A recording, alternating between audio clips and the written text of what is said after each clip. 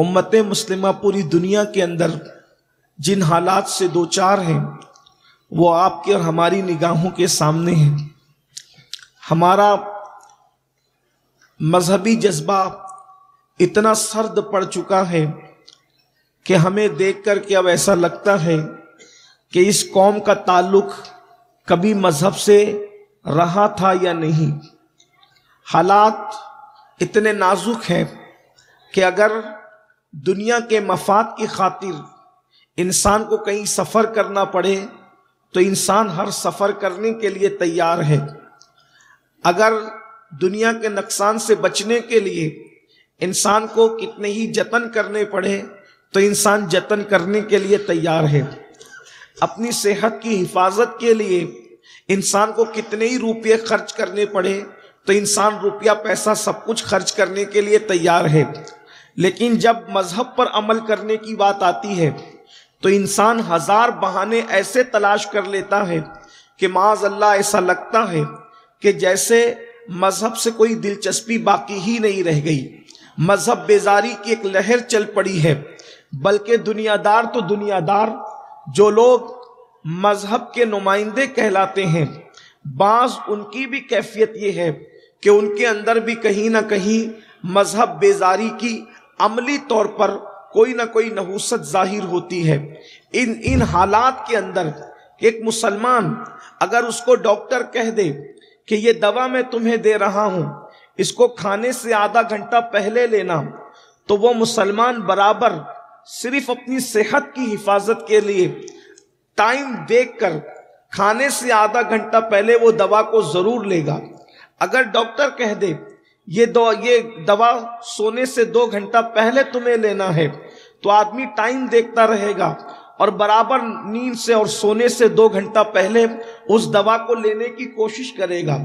آپ مجھے بتائیں میرے بھائیوں، ہم نے صحت کی حفاظت کے لیے اور اپنی جان کی حفاظت کے لیے ایک ایک سیکنڈ کا خیال کیا، ایک ایک منٹ کا خیال کیا۔ اگر ڈاکٹر نے کہا آدھا گھنٹہ پہلے کھانے سے دوا لینا تو ہم برابر لے رہے ہیں۔ اللہ اکبر، گھر سے ٹوپی لے کر لینا تو ہم بھول سکتے ہیں، لیکن کسی کو اگر بلڈ پریشر ہے تو وہ دوا لینا نہیں بھولتا، سفر میں بھی ساتھ ہے، شوگر والا دوا کو ساتھ لے کے چل رہا ہے۔ مجھے کوئی اعتراض نہیں، بہت اچھی بات ہے، لیکن پوچھنا یہ ہے کہ جسم کا ہم اتنا خیال کرتے ہیں، کیا اتنا ہی خیال ہم اپنی روح کا بھی کرتے ہیں؟ دنیا کے ڈاکٹر نے ہمیں دوا لینے کے لیے پابند کیا تو بارش بھی نہیں دیکھی جا رہی ہے، سردی بھی نہیں دیکھی جا رہی ہے، گرمی بھی نہیں دیکھی جا رہی ہے، کچھ نہیں دیکھ رہا انسان، لیکن ڈاکٹر کی بات پر برابر عمل کر رہا ہے۔ اگر میں ڈاکٹر کی بات پر عمل نہیں کروں گا تو صحت خراب ہو جائے گی، مزید بیمار پڑ جاؤں گا۔ اللہ اکبر، کوئی سوچتا ہے کہ کڈنی نہ فیل ہو جائے، کوئی سوچتا ہے کہ فالج نہ لگ جائے، کوئی سوچتا ہوں کہ یہ نہ ہو جائے وہ نہ ہو جائے، لیکن اللہ کے بندو، روح مسلسل مجروح ہو رہی ہے، روح مسلسل کمزور ہو رہی ہے۔ اللہ اکبر، روح جسم کے اندر بے چین اور بے قرار ہو رہی ہے۔ اللہ رب العزت نے بھی تو کچھ کرنے کا حکم دیا، احکامات کا پابند بنایا۔ ڈاکٹر کے حکم کو ماننے والوں، اس کے مشورے پر عمل کرنے والوں، اس کی دی ہوئی دوا کا استعمال کرنے والوں، کیا اپنے رب کے احکامات کے حوالے سے بھی ہم اتنے ہی حساس ہیں؟ اللہ اکبر، یاد رکھنا، ایک جسم مرے گا تو جسم مرنے سے اتنا نقصان نہیں ہوگا جتنا روح کے مجروح ہونے سے نقصان ہوگا، جتنا روح کے کمزور ہونے سے نقصان ہوگا۔ اور آپ دیکھتے چلے جائیں، روح کمزور ہو رہی ہے، دل سخت ہو رہے ہیں، اسی لیے انسان گناہوں کے دلدل میں ڈوبا جا رہا ہے۔ اور انسان کہتا ہے کہ مولانا کیا کریں، حالات تیزی کے ساتھ بگڑ رہے ہیں، حالات بدل رہے ہیں، یہ ہو رہا ہے وہ ہو رہا ہے۔ حالات کا رونا رونے والوں، جو قوم ڈاکٹر کی بات کو تو اہمیت دے اور اپنے اللہ کے فرمان کو اہمیت نہ دے، اس قوم کے حالات نہ بگڑیں گے تو کس کے بگڑیں گے؟ اس قوم کو تباہی نہ ہوگی تو کس کو ہوگی؟ اس قوم کو بربادی نہ ہوگی تو کس کو ہوگی؟ آئیے ڈاکٹر کی باتیں ماننے والوں، بالکل ماننا چاہیے، لیکن میرا اللہ بھی تو کچھ فرما رہا ہے۔ اللہ اکبر، میرا کریم اللہ अल्लाह जिसने कान अता फरमाए, जिसने नाक अता फरमाई, जिसने ज़बान अता फरमाई, जिसने आंख अता फरमाई, उसके कलाम में वो फरमाता है अल्लाहु अकबर, इन्ना सम्अ वल बसर वल फुआद कुल्लु उलाइका काना अन्हु मसऊला। अल्लाहु अकबर, मेरा अल्लाह फरमा रहा है तुमसे पूछा जाएगा, तुमसे सवाल किया जाएगा। क्या सवाल किया जाएगा? अल्लाहु अकबर, तुम्हारी समातों के बारे में कि तुमने क्या सुना था, तुम्हारी समातों के बारे में अल्लाह तुमसे हिसाब लेगा। तुम्हारी बसारतों के बारे में तुमने देखा क्या था, अल्लाह तुमसे हिसाब लेगा। अल्लाहु अकबर, तुम्हारे दिल के जज्बात क्या थे, एक दूसरे के लिए तुम सोचते क्या थे, तुम्हारे दिल में क्या चलता था, इस सिलसिले में अल्लाह तुमसे सवाल पूछेगा, तुमसे सवालात किए जाएंगे। अब आप मुझे बताएं, अल्लाह रब्बुल इज्जत ने आंखें दी है लेकिन आंखों का मिसयूज करने से मना किया है। अल्लाह ने कान दिए हैं, कानों से गलत सुनने से मना फरमाया है। अल्लाह ने दिल दिया है, इस दिल के अंदर गलत सोचने से, हिर्स से, हसद से, बुग़्ज़ से, कीने से अल्लाह ने हमें मना फरमाया है। आप मुझे बताएं मेरे आका सल्लल्लाहु अलैहि वसल्लम के प्यारे दीवानों, हम अल्लाह की बातों पर कितना अमल कर रहे हैं? आपको एक बात बताएं, अल्लाहु अकबर, आज हर इंसान तकरीबन 90% लोग, गरीब हो या अमीर, अल्लाहु अकबर, अनपढ़ हो या पढ़े लिखे, सब लोगों का एक मसला है, मौलाना सुकून नहीं है, मौलाना चैन नहीं है, मौलाना करार नहीं है। आप मुझे बताएं, चैन तो दिल में आता है, करार तो दिल में आता है, सुकून तो दिल में आता है। आप बताइए, जिस दिल के अंदर गुनाह की मोहब्बत पैदा हो जाए उस दिल में सुकून कैसे हो सकता है? जिस दिल के अंदर किसी से हसद पैदा हो जाए उस दिल में सुकून कैसे हो सकता है? जिस दिल के अंदर किसी के लिए कीना पैदा हो जाए उस दिल को सुकून कैसे मिल सकता है? सुन लो, नींद की 2-2 गोलियां खाकर भी बिस्तरों पर बेकरारी के साथ, बेचैनी के साथ करवटें बदलने वालों, जब तक दिलों में हसद का कुत्ता बैठा होगा उस वक्त तक तुम्हें सुकून नहीं मिल सकता। जब तक के दिलों के अंदर नफरतों का खिंजीर बैठा होगा उस वक्त तक करार की नींद नहीं आ सकती। याद रखना, दौलत के बलबूते पर इंसान नर्म गद्दे तो खरीद सकता है मगर दौलत के बलबूते पर इंसान सुकून की नींद नहीं खरीद सकता। अल्लाह के बंदो, अल्लाह तबारक व तआला फरमा रहा है तुमसे तुम्हारी समातों के बारे में, बसारतों के बारे में, दिल के ख्यालात के बारे में अल्लाह हिसाब लेगा। बताओ उसके लिए क्या किया, हम क्या देख रहे हैं? अल्लाह अकबर, मेरी कौम के जवान, वो जवान जो पूरी कौम का सरमाया है, वो जवान जो कौम का मुकद्दर है, वो जवान अल्लाह अकबर जो इनकलाब का दाई है, वो जवान जो अल्लाह अकबर, जिस कौम का जवान मुत्तकी परहेजगार हो जाता है उस कौम की तारीख सुनहरी हरफों से लिखी जाती है। और जिस कौम का जवान आवारा हो जाए, जिस कौम का जवान अय्याश हो जाए, जिस कौम का जवान मुजरिम हो जाए, जिस कौम का जवान अल्लाह अकबर हराम पर उसकी तवज्जो ज्यादा हो और हलाल से उसकी तवज्जो हट जाए, फिर उस कौम का होता क्या है? अब इतना बड़ा मजमा है, हजारों आशिकाने रसूल यहाँ पर मौजूद हैं। आपसे पूछना चाहता हूँ, अल्लाह फरमा रहा है तुम्हारे कान और तुम्हारी आंखों के बारे में हिसाब लेंगे, तुमसे सवाल करेंगे। जरा हर आदमी अपने आप में डूब कर तो सोचे, आंखों से देखते क्या है, निगाहों का हाल क्या है, निगाहों की कैफियत क्या है? आज हमने अपनी आंखों को आवारा बना दिया। अल्लाह अकबर, लोग कहते हैं नमाज में लज्जत नहीं आती, नमाज में लज्जत क्यों नहीं आती? अल्लाह अकबर, सैयदुत ताइफा हजरत जुनैद बगदादी रज़ी अल्लाह ताला अन्हु से किसी ने पूछा था, सरकार मुझे नमाज में लज्जत नहीं आती। आपने इरशाद फरमाया, शायद तूने किसी जानी के आंखों में झांक लिया है, शायद तूने किसी जानी की आंखों में झांक लिया है, इसलिए तुझे नमाज में लज्जत नहीं आती। पूछना चाहता हूं, मुझे बताओ, जो जानी की आंखों में झांक लेता है अल्लाह उससे लज्जत छीन लेता है। जो खुद आंखों के ज़िना में मुब्तला हो जाए उसे इबादत में लज्जत कैसे मिल सकती है? उसे इबादत में लज्जत کیسے آ سکتی ہے؟ اسی لیے تو ہمیں ہر جگہ اللہ اکبر دل لگتا ہے، مسجد میں دل نہیں لگتا، عبادت میں دل نہیں لگتا۔ یاد رکھنا، جو قوم کے جوان اپنی نگاہوں کی حفاظت کرتے ہیں، اپنی آنکھوں کی حفاظت کرتے ہیں، اللہ اکبر، اللہ کے رسول صادق و مصدوق صلی اللہ علیہ وآلہ وسلم فرماتے ہیں جو نگاہوں کی حفاظت کرتا ہے اللہ اس کو ایمان کی لذت عطا فرماتا ہے، اللہ اس کو عبادت کی لذت عطا فرماتا ہے۔ اللہ اکبر۔ سید الطائفہ حضرت سیدنا جنید بغدادی رضی اللہ تعالیٰ عنہ ارشاد فرماتے ہیں، ہو سکے تو تم بکری کے تھنوں کو بھی دیکھنے سے پرہیز کیا کرو، یہ تقوی سے قریب ہے۔ آپ مجھے بتائیں، جو صوفیہ ہمیں بکری کے تھنوں کو دیکھنے سے بھی بچنے کی بات کرتے ہیں، کہتے ہیں کہ یہ تقوی سے قریب ہے۔ سید الطائفہ حضرت جنید بغدادی فرماتے ہیں، جس کو علامہ ابن الجوزی نے بیان فرمایا، کیا اگر عورتوں کے کپڑے سوکھ رہے ہوں، دوپٹے اور ان کے کپڑے، تو ان کے سوکھتے ہوئے کپڑوں کو دیکھنے سے بھی بچا کرو، یہ تقوی سے قریب ہے۔ اس لیے کہ ان کے سوکھتے ہوئے کپڑوں کو، ان کے کپڑے جو پڑے ہوئے ہیں، اس کو دیکھنے سے بھی دل کے اندر پاپ اور گناہ کا جذبہ جنم لے سکتا ہے۔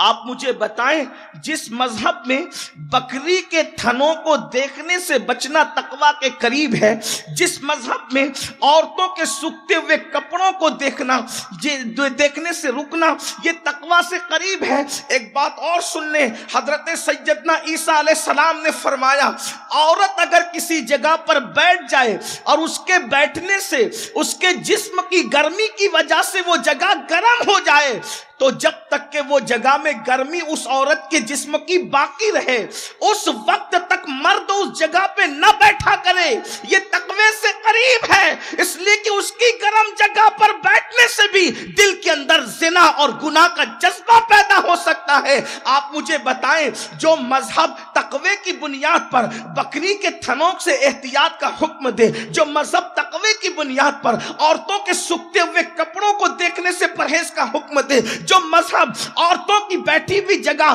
جب اس کے بیٹھنے سے گرم ہو جائے اس کو اس جگہ پر بیٹھنے سے پرہیز کا حکم دے، اگر آج اس قوم کے جوان زنا کی فلمیں رات کے 3 بجے تک دیکھیں تو پھر اس قوم کا کیا ہوگا؟ اس قوم کو ترقی کیسے ملے گی؟ میں کسی اور کی بات نہیں کرتا، اپنے آپ میں ڈوب کر سوچو۔ مجھے نہیں پتا تم کیا کرتے ہو، لیکن اپنے آپ میں ڈوب کر کے سوچو، ذرا توجہ تو کرو۔ اللہ تمہاری آنکھوں کے بارے میں تم سے پوچھے گا کہ تم نے کیا دیکھا ہے اور کیا دیکھ رہے ہو۔ یاد رکھنا، مولوی صاحب کو دھوکہ دینا آسان ہے مگر مولا کو دھوکہ نہیں دے سکتے، اس لیے نگاہوں کی حفاظت کرو۔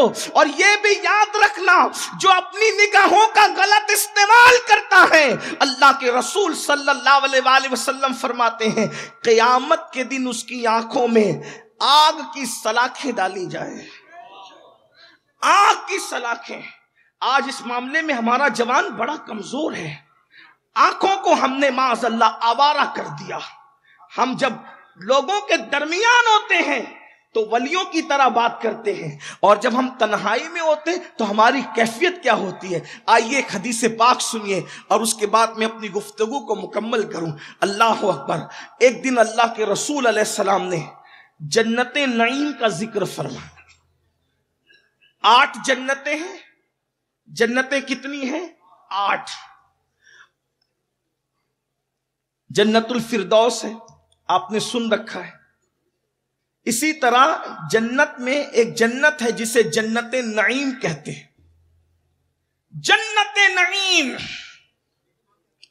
اور جب اللہ کے رسول صلی اللہ علیہ وآلہ وسلم نے جنت نعیم کا ذکر کیا، اس لیے کہ حضور تو وہ جنت دیکھ چکے تھے، جب بن دیکھے مولوی صاحب جنت نعیم کا ذکر کریں تو انسان کا دل چاہے کہ مجھے یہ جنت ابھی مل جائے۔ جب مولا مصطفیٰ جان رحمت نے جنت کو دیکھ کر جنت کا ذکر کیا، اور پھر حضور کی گفتگو کی بات کیا ہے؟ اللہ کے رسول علیہ السلام کی گفتگو کا انداز کیا ہے؟ میرے امام کہتے ہیں میں نثار تیرے کلام پر ملی یوں تو کس کو زبان نہیں، وہ سخن ہے جس میں سخن نہ ہو، وہ بیاں ہے جس کا بیاں نہیں، فصحا عرب کے بڑے بڑے تیرے آگے یوں ہے دبے لچے، کوئی جانے منہ میں زبان نہیں بلکہ جسم میں جان نہیں۔ اللہ کے رسول علیہ السلام کی گفتگو بے مثال گفتگو۔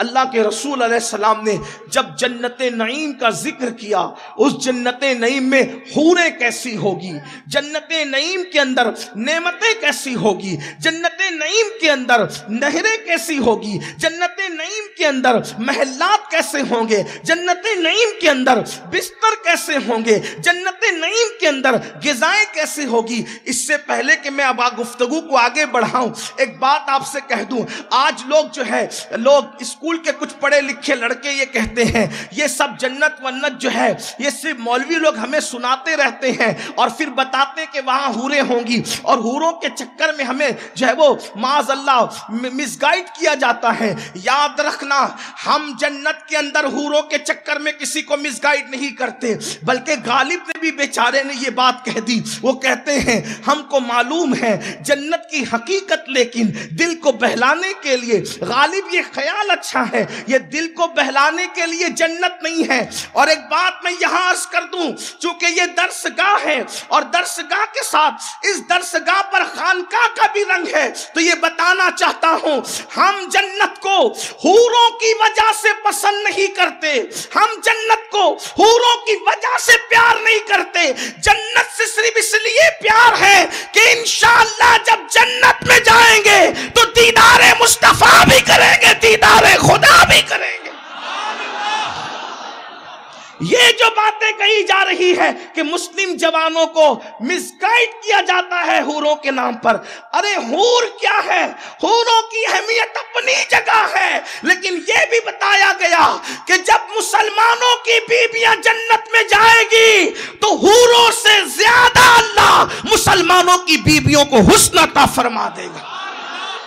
یہ کوئی انسان کا اپنا تخیل اور تصور نہیں ہے، لیکن یہ بھی یاد رکھیں جب جنت نعیم کا ذکر مالک جنت مصطفیٰ جان رحمت نے بیان کیا تو صحابہ کو جنت نعیم کا شوق ہوا، اور صحابہ نے عرض کی یا رسول اللہ جنت نعیم ملے گی کسے؟ اتنی یہ خوبصورت جنت ہے، وہ ملے گی کسے؟ آقا نے کتنی آسان بات کہہ دی جنت نعیم کے حصول کے لیے، وہ تو نہایت سستا سودا بیچ رہے ہیں، جنت کا ہم مفلس کیا مول چکائیں، اپنا ہاتھ ہی خالی ہے۔ صحابہ نے کہا یا رسول اللہ یہ حسین و خوبصورت جنت نعیم کس کو ملے گی؟ آقا نے ارشاد فرمایا کوئی خوبصورت عورت کسی مرد کے سامنے آ جائے اور مرد کی نظر اٹھ جائے، اور کوئی مرد اس تصور کے ساتھ کہ اللہ مجھے دیکھ رہا ہے اس عورت سے اپنی نظر کو پھیر لے گا، اللہ اس کو بے حساب جنت نعیم میں داخل فرما دے گا۔ جنت نعیم کا داخلہ صرف اس بنیاد پر ملے گا کہ ایسا کوئی حسن جو آپ کو دعوت نظارہ دے رہا ہو، ایسا کوئی حسن جو آپ کو گناہ کی طرف لے جا رہا ہو، ایسا کوئی حسن جو آپ کو جرائم کی طرف لے جا رہا ہو، ایسا کوئی حسن جو آپ کو زنا کی طرف لے جا رہا ہو، اور اس حسن کو دیکھنے سے آپ نظریں اس لیے جھکا لیں کہ اللہ مجھے دیکھ رہا ہے، اللہ پاک اسی وقت تمہیں جنت نعیم کا بے حساب مستحق قرار دے گا۔ اللہ تبارک و تعالی ہمیں آپ کو عمل کی توفیق عطا فرمائے۔ ذہن میں مضامین بہت آتے ہیں لیکن وقت کی قلت دامنگیر ہے، اسی پر میں اپنی گفتگو کو مکمل کرتا ہوں اس دعا کے ساتھ اللہ پاک سب سے پہلے مجھے اور آپ سب کو عمل کی توفیق عطا فرمائے۔ گفتگو کے درمیان اگر کوئی غلطی ہو گئی ہو اللہ تبارک و تعالی